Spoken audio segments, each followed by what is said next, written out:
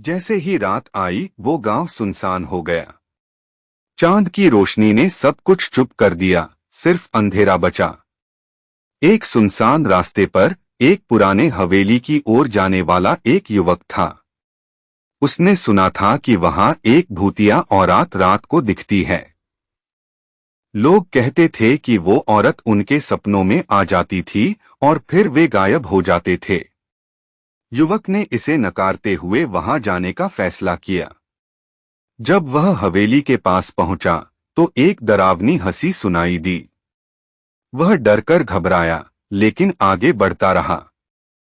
हवेली के दरवाजे पर एक हरिणी की आवाज सुनाई दी, कृपया मेरी मदद करो। युवक ने दरवाजा खोला और हवेली के अंदर देखा कि एक रूहानी औरत बैठी है।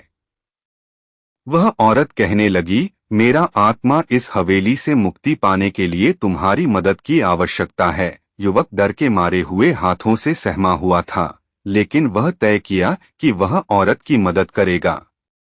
वो दोनों ने हवेली के अंदर चलना शुरू किया और उन्होंने आपस में बात करने लगा।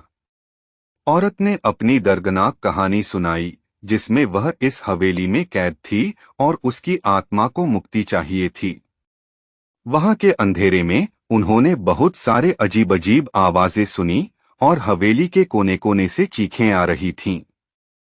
वे दर्पण में देखते हैं कि आवाजें और आकार बदल रहे हैं, और फिर वे जान लेते हैं कि यह एक भूतिया स्थान है जो उनके साथ खिलवाड़ कर रहा था।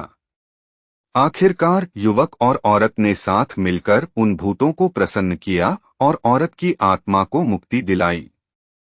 हवेली में क्योंकि अब शांति आ गई थी, वो युवक और औरत बराबरी से वापसी कर गए, लेकिन उनका डर और साहस का किस्सा गांव में हमेशा याद रहा।